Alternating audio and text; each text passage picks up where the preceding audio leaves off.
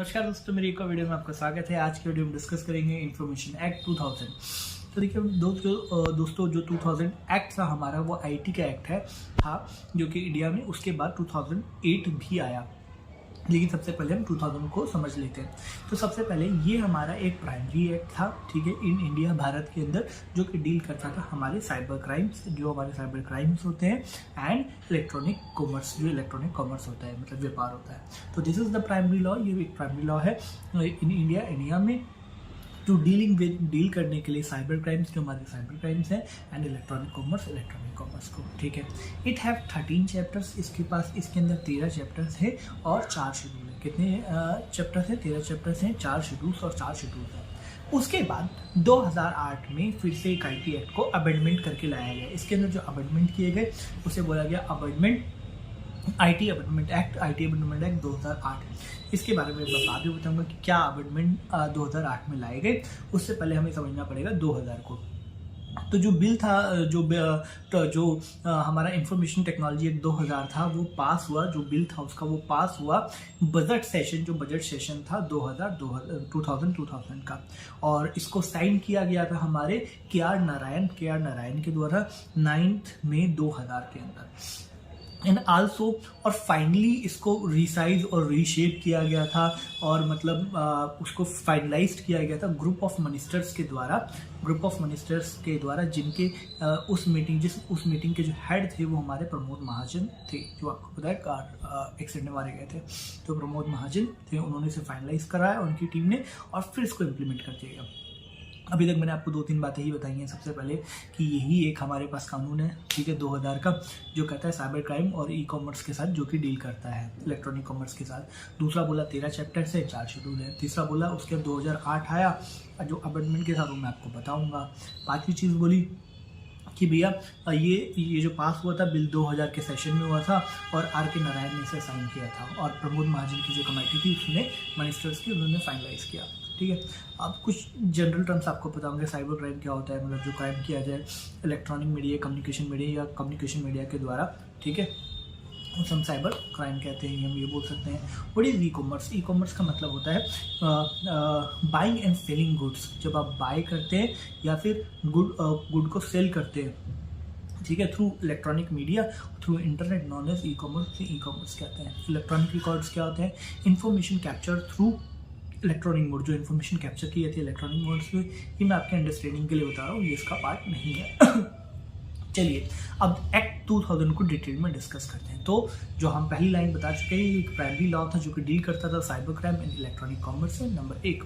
दूसरी बात, इसके अंदर ये लिखी गई, अगर किसी विदेशी व्यक्ति के साथ भी अगर कोई इंडियन कंपनी कुछ करती है, मतलब कुछ साइबर क्राइम जैसा काम कर देती है, तो वो भी हमारे देश में आके इस तहत आईटी एक्ट के तहत आके हमारे इंडियन कोर्ट्स में केस लड़ सकता है। तो person of other nation can also come and file case if an Indian company is engaged with the cyber crime और साइबर फ्रॉड, ठीक है, कि बता दिया। दूसरा, इसमें एक चीज़ और कही गई कि किसी भी व्यक्ति के पास, मतलब वो राइट नहीं है, ठीक है, किसी व्यक्ति के पास राइट नहीं है। अगर आप सॉरी माफ़ी चाहूँगा, if there is an issue, अगर कोई इशू है, ठीक है, डिजिटल सिग्नेचर के अंदर, if there is an issue, अगर कोई इशू है जो हमारे डिजिटल सिग्नेचर होते हैं और डिजिटल रिकॉर्ड के लिए, तो उसके लिए फ्रेमवर्क भी इसमें बनाया गया था कि उसके साथ कैसे डील किया जाएगा। डिजिटल सिग्नेचर क्या होता है वो मैं आपको बताऊँगा। वैसे डिजिटल सिग्नेचर उसे कहते हैं जो कि वेरीफाई करता है कि ये मेल या फिर ये डॉक्यूमेंट किसने भेजा है, ऑथेंटिकेशन करता है भेजने वाले की बंदे को, उसको डिजिटल सिग्नेचर कहते हैं, बस, ठीक है। तो मैंने बता दिया कि अगर कोई डिजिटल सिग्नेचर है, अगर कोई इशू है किसी डिजिटल सिग्नेचर में, इलेक्ट्रॉनिक रिकॉर्ड में, तो उसके लिए भी जो लीगल फ्रेमवर्क है वो हमारा आईटी एक्ट 2000 देता था। उसका उन्होंने फॉर्मेशन ऑफ कंट्रोलर इन्होंने बनाया, इस एक्ट ने ही बनाया फॉर्मेशन ऑफ कंट्रोलर्स। इन्होंने उन कंट्रोलर्स को भी बनाया जो कि डील करते थे maintenance and distribution of digital signature agencies, ठीक है। मेंटेनेंस, भाई कोई जब डिजिटल सिग्नेचर बढ़ रहा है तो उसको कोई मेंटेनेंस और उनका डिस्ट्रीब्यूशन भी तो करेगा, तो उसके लिए फॉर्मेशन ऑफ कंट्रोल किया गया इसी एक्ट के थ्रू, ठीक है।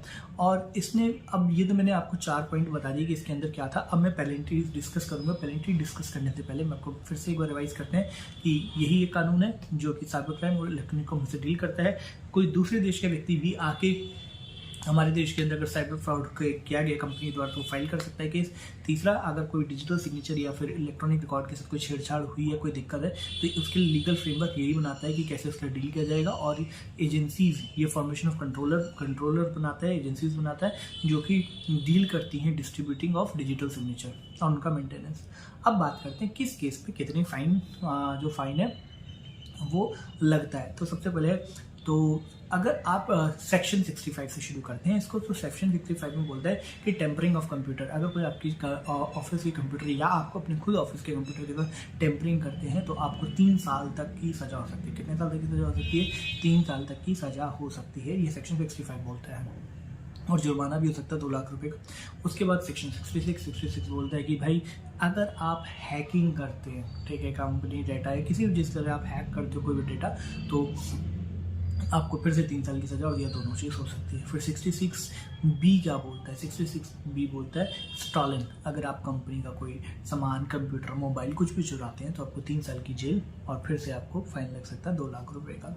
उसके बाद 66C क्या बोलता है?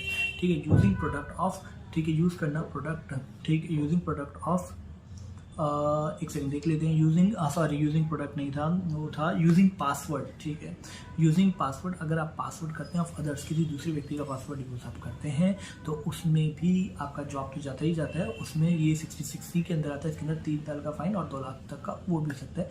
ठीक है, पासवर्ड मतलब यूज़ करने पे इतना हुआ है। उसका 66E पब्लिशिंग, प्राइवेट फोटोज़, अगर आप किसी की प्राइवेट फ़ोटोज़ को अगर आप पब्लिश करते हैं तो भी आपको 3 साल की जेल या फिर फाइन, बहुत दोनों हो सकता है। फिर आ जाता है 67A 67B।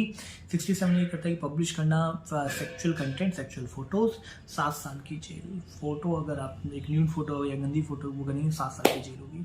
और 67B बोलती है अगर किसी आप बच्चे की चिल्ड्रन पोर्न फोटो या कुछ आप चिल्ड्रन से रिलेटेड को पोर्नोग्राफी अगर आप पब्लिश करेंगे तो 5 साल की होगी। ठीक है, तो सबसे पहला था टेम्परिंग।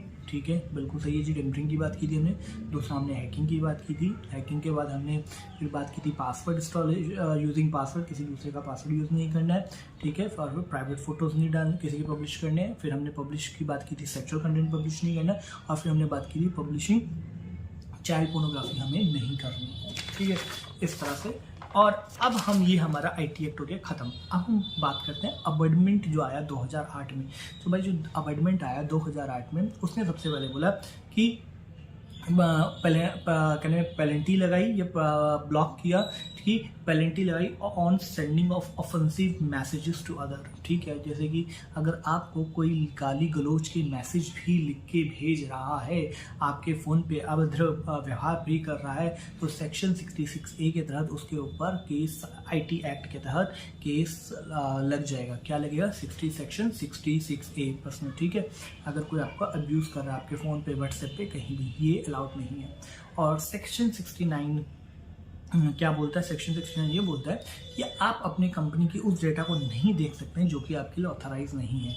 ठीक है, आपको नहीं देखना है। और अगर आप कोई डिक्रिप्टेड फाइल है और किसी और कंपनी का कोई टूल यूज़ करके, कोई रिसोर्स करके उसको इनक्रिप्ट करके आप देखते हो तो उस पर भी आपको साइबर क्राइम वो में काउंट किया जाएगा। पहला, आप गंदे मैसेजेस नहीं भेज सकते।